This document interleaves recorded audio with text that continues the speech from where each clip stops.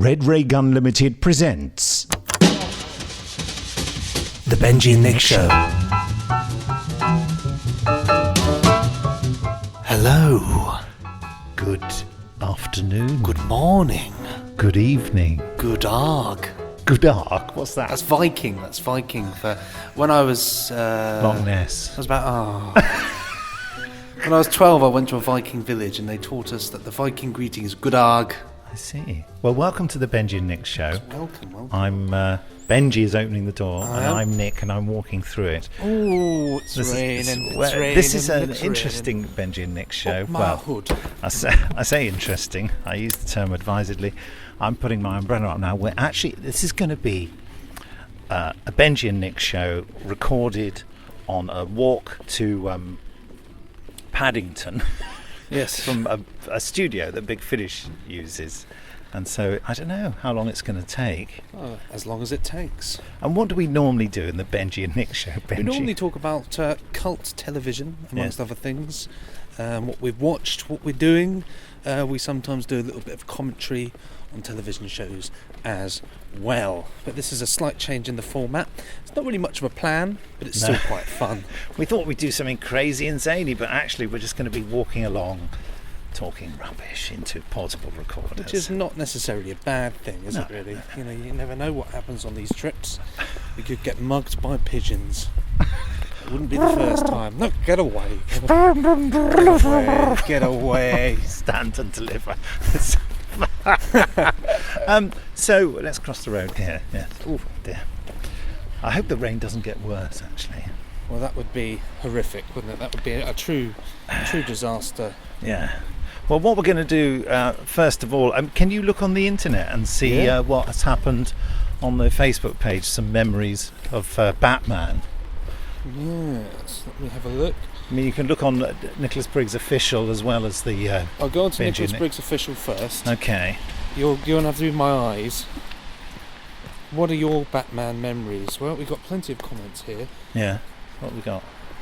Jenny Shirt here, Adam West and Burt Ward, kablam, pow, splat, and lots of stage fights and wonderful baddies. Marvellous. And holy cow, Batman!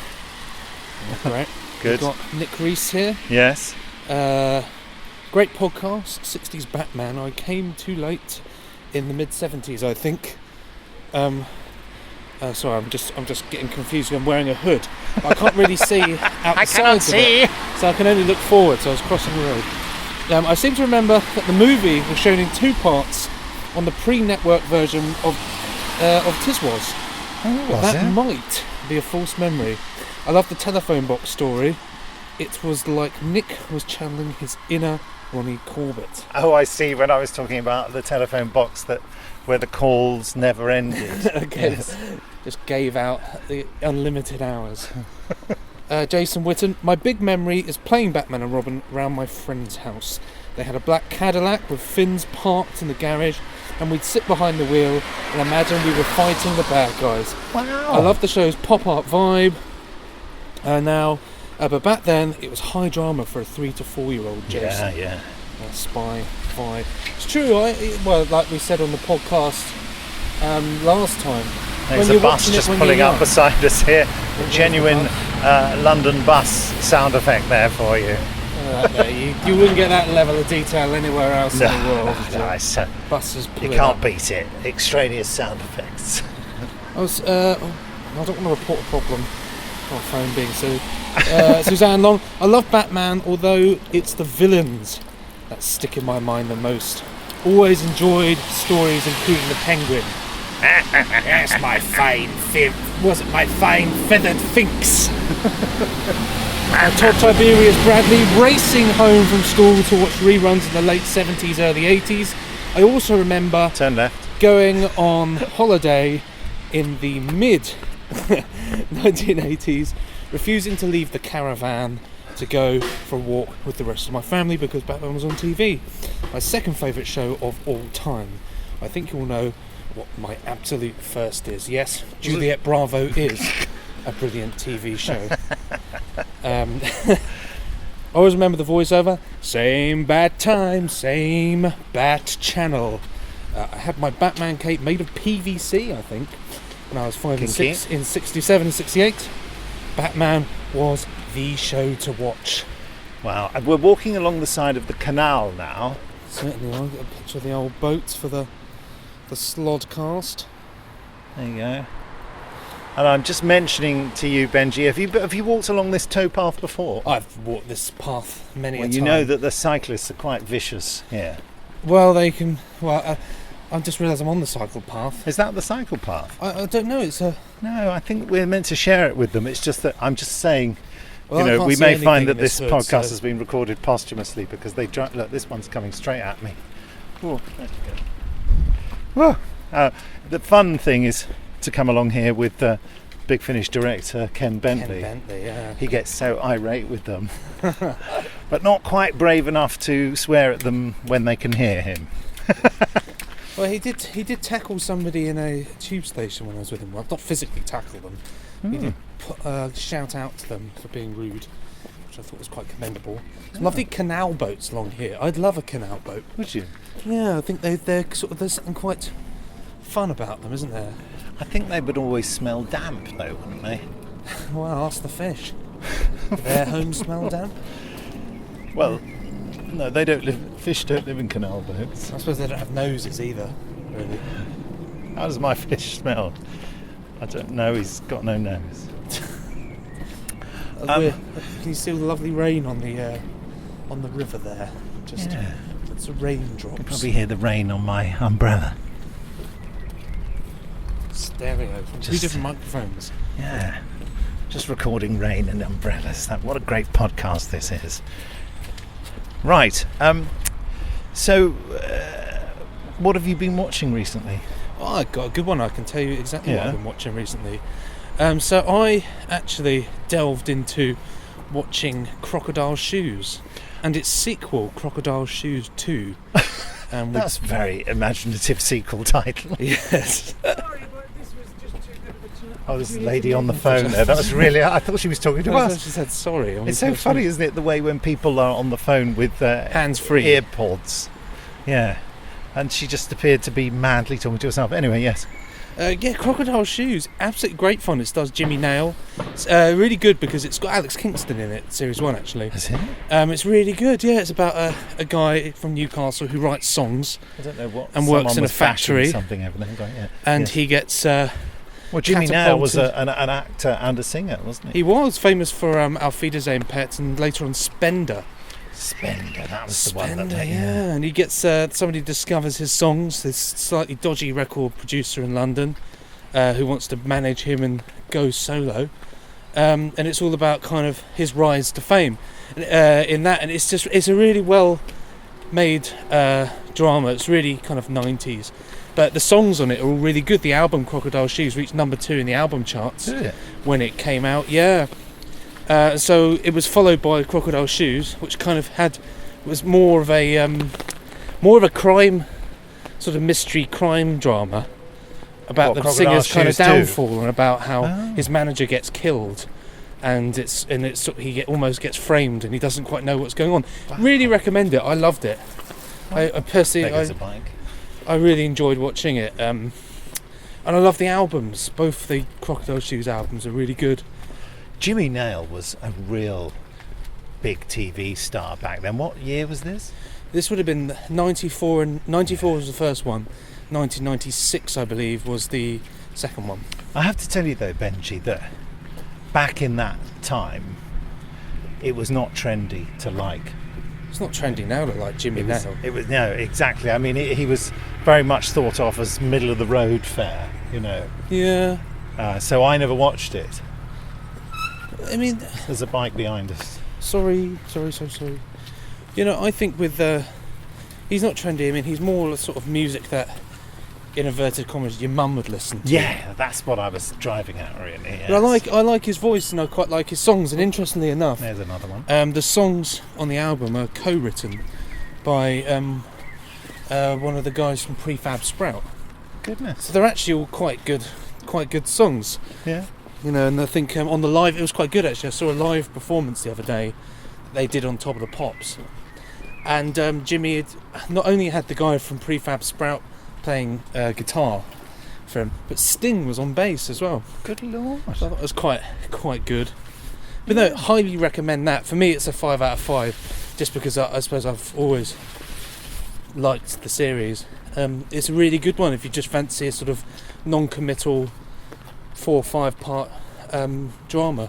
What about Spender? That came afterwards, did it? Because of the success of Crocodile Shoes, and he plays he's a tough cop in that. He's a tough cop, yeah. Is he still with us, Jimmy Nail? Jimmy is, yeah. He did a tour a couple of years ago for Sting's musical.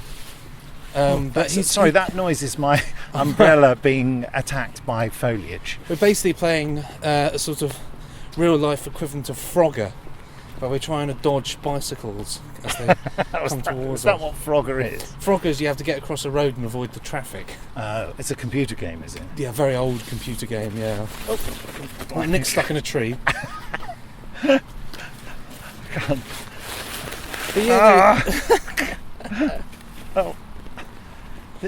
it's this time of year when the councils always forget to clip the foliage, don't they? And like in my road, if you don't pay attention, you're going to get whacked in the face by trees and bushes the whole time. This guy, he's coming very fast. Head down, he's not going to move out of the way for any pedestrian. Always makes you want to sort of kick the bike, doesn't it? Just put a stick in his spokes. Sorry, I shouldn't say that. Sorry. Yes, it's probably not. Don't try that at home, children.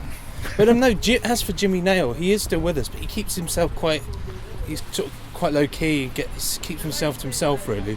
Am I right in thinking that he had a terrible reputation as a sort of bit of a rabble rouser? And you know what I mean? Well, he was originally. I was reading about him. So when I watch things, I like to read about it. Obviously, get an idea of what's going on. You do reading and watching. Well, you're a man of many talents. I read when I'm not watching. Yeah. But yeah, he used to be I read, a real. I watch. Look at me! I can do it on one leg. I can read, watch on one leg, and cook at the same time, all without using my hands. Baked beans, anything you like. But he had a reputation very early on. He was involved in a lot of fights, police things, and was a bit of a troublemaker actually.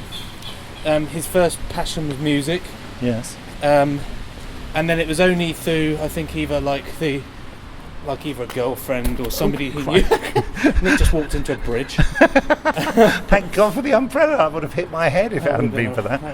Thoroughly. I mean, he's unconscious, but we're still recording. Yes, this is all hot drama. Just hold that pose, Nick. I'm bleeding to death. Yes, but just hold it for 5 more minutes. I need to get a picture. I want to hear the death rattle whilst we're... But yeah, it was only like a partner or a friend. He had no prior acting experience. Right. And they said, why don't you go for an audition for this thing called Auf Wiedersehen Pet, about Newcastle brickies. Yeah. And of course went into that. The show it was absolutely a huge success, wasn't it? Wasn't it? For many years. And that sort of kick-started his career, of course. When they discovered that he could sing, it launched a sort of pop career as well. Incredible. I know that someone I knew who sadly is no longer with us was first assistant director, I think, on Spender. Oh, great. And Jimmy always asked for him, apparently. Yes, but he said that it was, because he was very particular about who he worked with, and people who he didn't get on with would have quite a bad time. Oh, really? Yes, it was all... But yeah, if he trusted someone, then it was all right. But he strikes me as I don't think it was like easy for him to trust people, Of course, and as well, he was a bit of a one-man band, wasn't he? Because he kind of... he was acting in it. Presumably he was writing Spender. Yeah, didn't he go on for years and years? It was a long thing. I mean, I've never personally watched it. No. But it was very popular, and it went on for a long time. So, he's got I would say he's got quite a good TV track record, actually. Yeah, well, I was just aware of him being a sort of TV phenomenon, but not one that really impacted on my life. Yeah. As you say, one for the mums. One for the mums. Interesting thing to talk about, though, because that really is... I think look, that what was that? That's like a Segway scooter. Electric scooter. Yeah. But that definitely, is one of those ones that I thought would be good for the podcast, because it is quite an obscurity. People don't really remember it until you mention the name, Crocodile Shoes, and then they go, oh, that, I remember that. Well, I used to listen to that album. So what have you been watching, Nick? Well, I can think of 3 things that have particularly been in my sights over the last few weeks. There's obviously Years and Years by Russell T Davies. I'm up to date with Years and Years. Which I can't say I enjoy, but I think it's a very important drama, and I'm very pleased that it's been written and produced. It's just the reason I say I can't enjoy it, because it's just so depressing, isn't it? And I know that he's put lots of humour with the family in it, but that doesn't really help. I find the storyline about Emma Thompson's character, who's become Prime Minister, I find that fascinating, and I think I'd prefer a drama about that, but that's just personal taste. But I think it's an amazing piece of work, and it's got all the glory that is Russell, through and through, like a stick of rock with Russell T Davies written in it. Yeah. It's very much. It feels like some of his Torchwood and some of his Doctor Who, but obviously much more grown up and dark and yeah. So I know exactly what you mean as well. It's a real welcome return on the telly. But, it's always a pleasure when Russell does something. Yes. With this, it feels like serialised. Russell's serialised stuff with Torchwood and Doctor Who. And as we record this, we're episode 4, aren't we? 5 now, isn't it? Is it 5? Oh, well, is there any more? There's one more. There is one more episode, yeah. Because I watched it on the iPlayer, and there wasn't a trailer for the next episode, and I thought, well, that can't be it. Are you sure that there was one? Because I watched it this morning.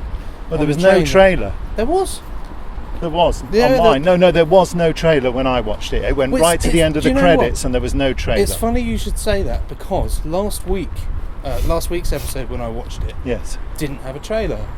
And I thought the same. I thought, what's going on? So maybe they add it in for the ones on the iPlayer or something. Well, I watched it on the iPlayer, and it had no trailer. But I can tell you this, guaranteed it did today. Yeah, they've adapted the file. Yes. How strange. So I did think it can't just end with him sitting in the with Victor sitting in the house with everyone bashing on the door going, Victor, Victor. I thought, that's not an ending, surely. Well, it's ever so dark now, though, isn't it, with all the camps and stuff like that.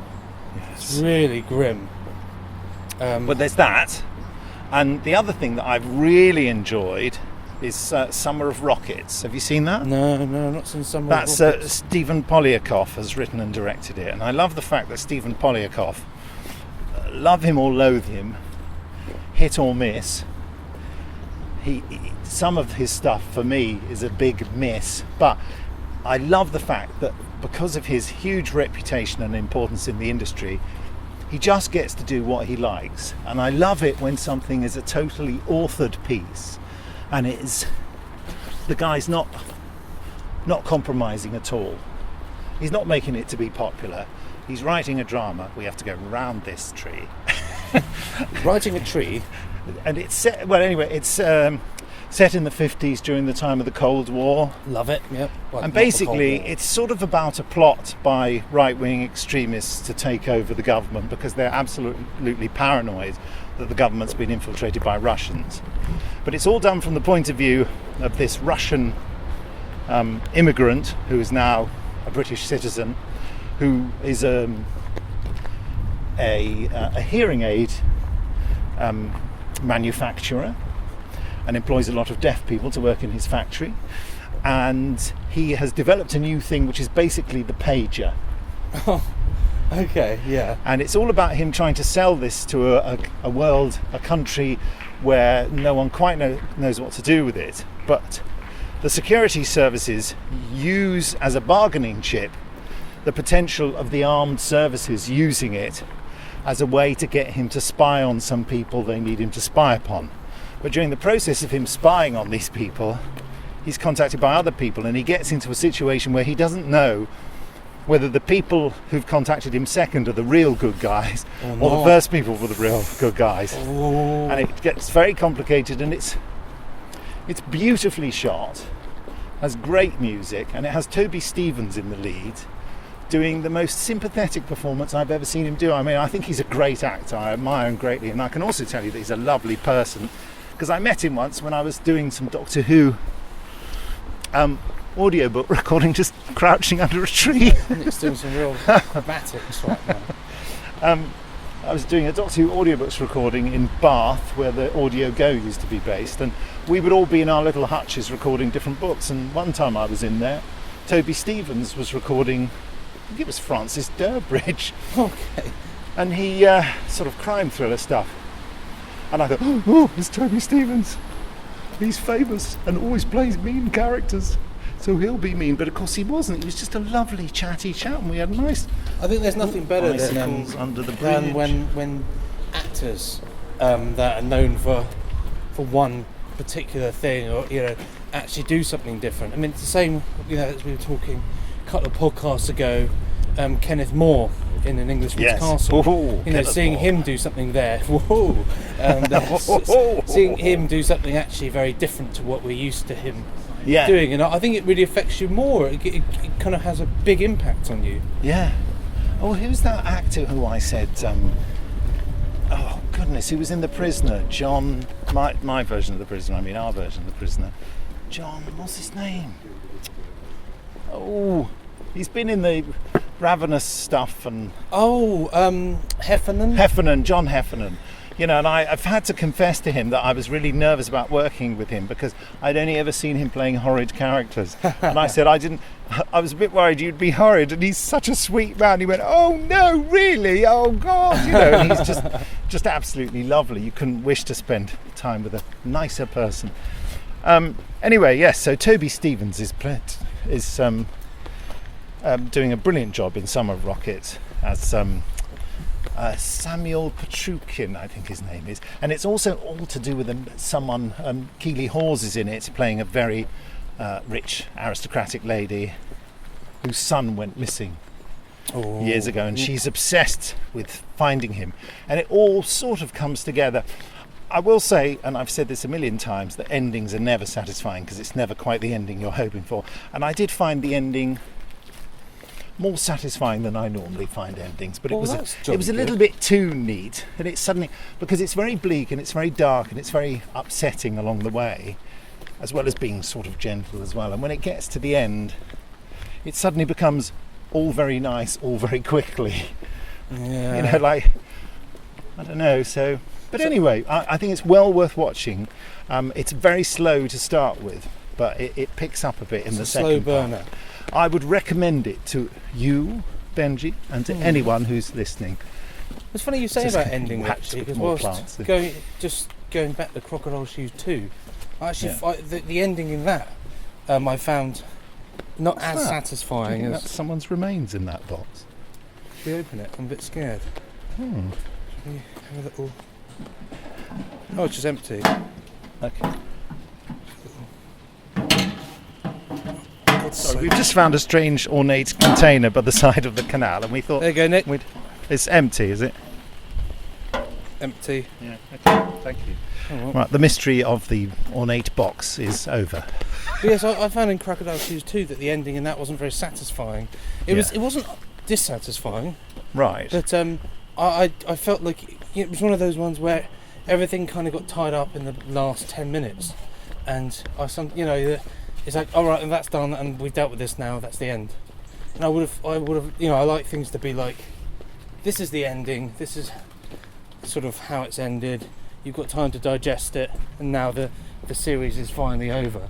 Instead, it was a kind of like, right, that's that, and he's this, and that's that, and they've that. Right, that's done. Right, okay, roll the credits. Cool. Right, bye. Well, have I said this on the podcast before? I think the only way to do a good ending is to do a cliffhanger, and for it not to actually be an ending. Well, yeah, I mean... That's the only ending that everyone's satisfied with, because they know there's more to come. And I think that the reason we're funny about that... Unless there isn't more to come, though. Well, that's... The reason we're not good with endings, we human beings, is that we have no perception of the end of life. So that, because, when it happens, we ultimately don't really know what it means. Ooh, what was that? That was a funky paving stone. Oh! What's this? Right. That is Benji standing on a paving stone. I'd like us to move because there's a chimney on one of these canal boats, which is emitting large amounts of smoke that we're now being... I like a good bit there. I just breathed that in. There's a good collection of boats here, moored, two across Bletchley Park code breaker boat. Wow, is it though? There's also the duck. Look, the ducks are sitting on the tops of the boats. I love a good boat. Isn't that weird though? The ducks sitting there. You think Is the water too wet? No, but over to the left. That is a plastic duck. But those are real ducks. Perhaps the ducks actually. The water's too wet for them. Perhaps it's I don't like sitting in the water when perhaps they live on when the it's boat, raining. though. I don't like water on the best of days. No. And so perhaps the ducks own the boat. Yeah. It's not outside the realms of possibility. It's That chap who just walked past us just stared at us and stared at our microphones like, what are they doing? Yeah, I thought we were very close to the end then. Talking of endings, yeah. So that's why we don't like endings and things, because human beings aren't programmed to know about the ending. Our mild curiosity. And we're not good life, about death, are we? We don't like to discuss death. And so that endings are the death of a story. How about that for some profundity? I think that is very profound. Thank you. Certainly making me think about an awful lot of things. Yeah. No, I think it is. I think it's... There was someone going past with some luggage, in case you wonder what that funny noise was. I like this. This could be a fun segment. A walk with Benji and Nick. A walk. Unfortunately, I walked out halfway through. Yeah, walk with us, listeners. Well, I think it's less chaotic than the other in situ podcast we did, which was, the food fiasco. The food fiasco was great though, because it has great merchandise potential. Thai cookery books, Thai cookery books. It wasn't a Thai curry. No. It was a Thai soup. So listen, I've got one more thing to tell you about, and then we could even try to see if Jamie Anderson's around. That sounds jolly good. Wouldn't it be funny if we bumped into him? We're not going to, I don't think. You found that he lives on a boat and invites us in for tea. Come on in, chaps. Did I mention before, I know I've spoken to you about it, but I don't think I spoke to you about it in the podcast, Black Summer. Did I mention that? Yes, you did. You mentioned that. I mentioned it in the podcast, did I? Maybe it was just to me. I know I've seen the first episode of it upon your recommendation. What did you think? It's a zombie thing. The zombie thing, yeah, I thought it was very good. I thought it was incredibly depressing and very bleak. I like the narrative structure where they just have a caption coming up with a name on or something. Those captions get more creative as the series goes on. It was a surprisingly and refreshingly realistic take upon the sort of zombie crisis sort of thing. It did feel a lot more hard hitting in its style, doesn't it? Really. Yes. That bloke in the car, when he gets in with the lady, and it's really tense and horrible. Yes. I'd love anything like that, but set in the UK. I think would be great. Yeah. I'd love a good UK. Did you see the one that Charlie Brooker wrote before Black Mirror? Wasn't Dead Space, was it? Yeah, it was set in the Big Brother one. Yeah. Yeah, that was good. That was very good. That was incredible, wasn't it? I'd recommend that to anyone. What's it called again? Dead Space. Yeah, I think that's on Netflix. But it is. That's when I finally caught up with it. I hadn't, it's because it's years old. Yeah, no, because I remember that was quite hot at the time, wasn't it? And the concept of the Big Brother house thing. Yes, huge. Yeah, I mean, the Big Brother was huge then. Of course, it's a spent force now, isn't it? It is. Well, there's a seafood restaurant. Oh, that seafood restaurant over there, the Summer House, is called. You're a seafood man, aren't you? No, I'm not really. But I will eat fish and chips. And Jamie and I went there. Well, on 2 occasions. They do fantastic porn star. I wish I hadn't paused after saying porn star. Porn star cocktails. Martini. What? Porn star martini, aren't they? Well, they're called porn star cocktails, but they might be called porn star martinis. That's how I know them anyway. And I think I may have mentioned this before, but it bears mentioning again because it involves the word cocktails. My friend Janice said to me that anywhere that serves cocktails will make you a porn star cocktail, whether it's on the menu or not. Oh, really? Because it's a standard cocktail, and yeah. And their one, they serve it in 2 glasses. Have you had that? No, I've not had them served in 2 glasses. You get the champagne and the other bit separately. And I said to them when they served, I said, do I mix them together or do I drink it all at once? And they said, the choice is yours. Anyway, it's a very good restaurant. I had a good cocktail the other night. I say good, it was incredibly sickly, but it was good for about a minute. Yeah, that's all you need. I was out for my cousin's birthday in Brighton. Yeah. Went into a place there, Vodka Revolution, and had Vodka myself revolution. a bubblegum daiquiri, Oh, I say. which is rather fun I because say. a bubblegum tasting cocktail is sort of exciting within itself. Mm. But when it arrived, it was obviously the bubblegum cocktail, but then on top of it, they had those old 70s sherbet flying saucers Oh, in there. right. So of course, because the saucers are in there, they soak up all of the cocktail, and then when you bite into them, you get this incredible sort of soggy, sherbety,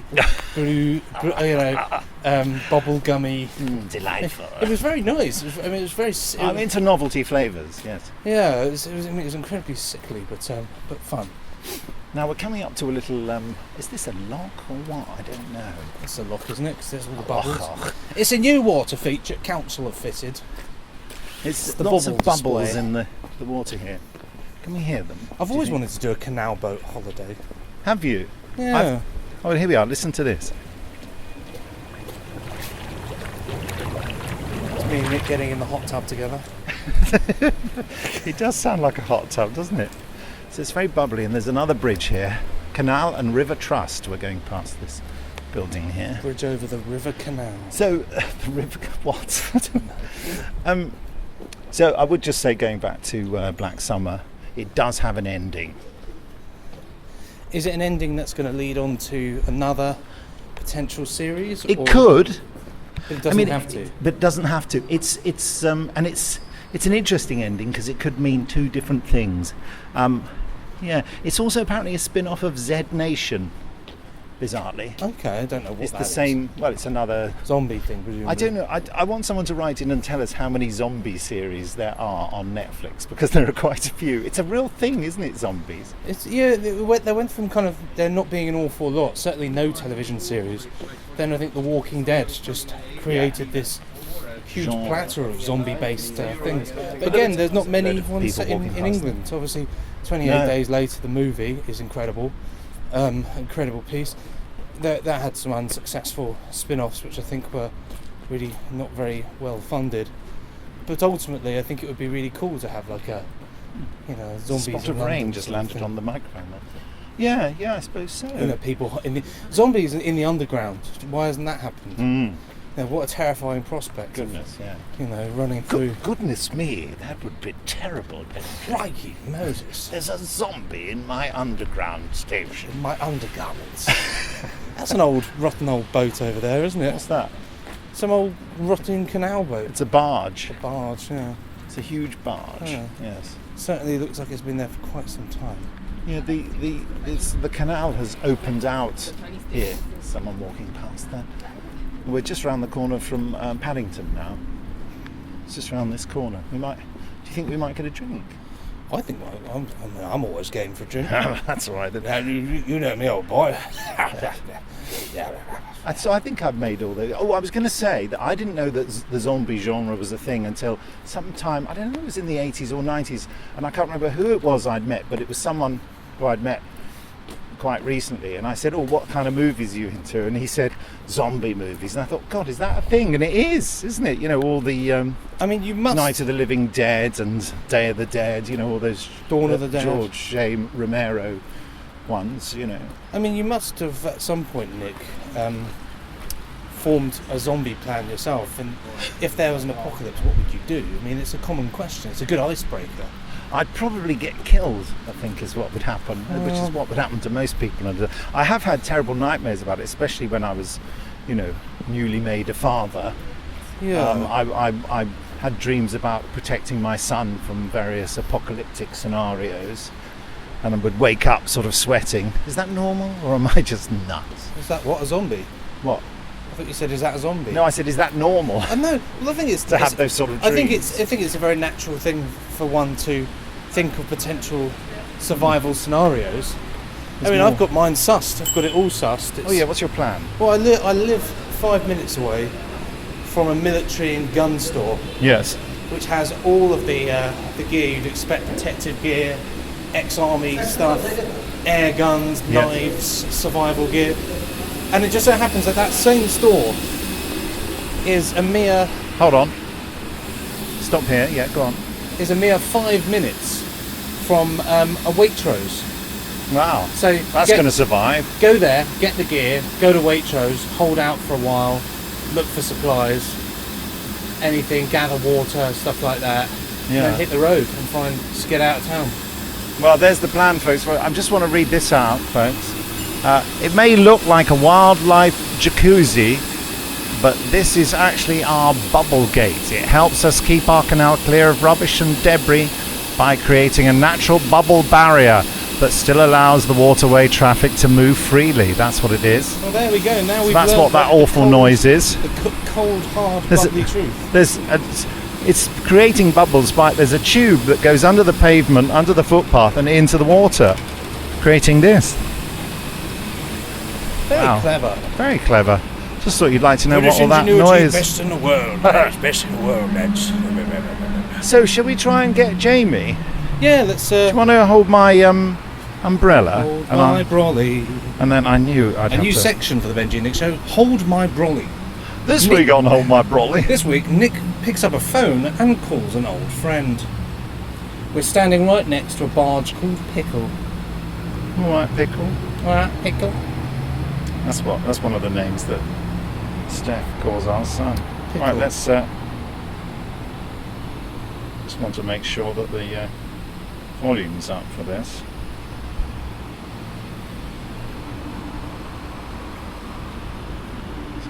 Why can't I hear it? Have you clicked the button for What do I do? loudness? Can you What do do it on I do? FaceTime? I can't remember. We'll soon find out. Oh no. Sorry, I can't talk right now, says Oh, Jamie. Rotter. Wow. I'm going to text him and say, you missed the podcast. It's alright, what we'll do instead then is Just in a meeting. we'll call another Jamie Anderson from the Yellow Pages. And that's my friend Andrew Ireland, who's trying to sort out a talk this evening. Chat later, let me know. Oh, well, I'll Suppose his other friend Andrew Scotland who was trying to sort out a mine this evening. Right. Well, I suppose that brings us to the end of the podcast, doesn't it, really? Yeah, well, we've been walking. It's a good 37 minutes and 21 seconds Oh, timing on my of that, clock. yeah. So, Same here, same yeah. here. Yeah. So I think that is a good way to sort of end it. We've now pretty much reached London Paddington, haven't we? We have. It's just up here, just past that bridge. There's a lovely canal boat going past us. Listen, next time, I think next time, surely it's going to be Revenge of the Cybermen Part 2 commentary, isn't It it? certainly is, yeah. I mean, I would like to share the tragedy that happened last time. We did actually record a podcast where we did Revenge of the Cybermen Part 2 commentary, and then my computer stopped halfway through, and I was just so really depressed. close to the end, I think. And we couldn't resync, and I was very depressed and just didn't have it in me. We just gave up. Yeah, we just gave up, and we decided to do this instead. Which is not, I don't think, a bad idea. I thought it was quite a nice change to the. Let's hope the recordings come out. So time to get ridiculous Nice and close now. close and to say Yes, well, from underneath a bridge near Paddington, it's goodbye from me. and it's goodbye from me. Goodbye. Pressing stop now. Ka-chunk.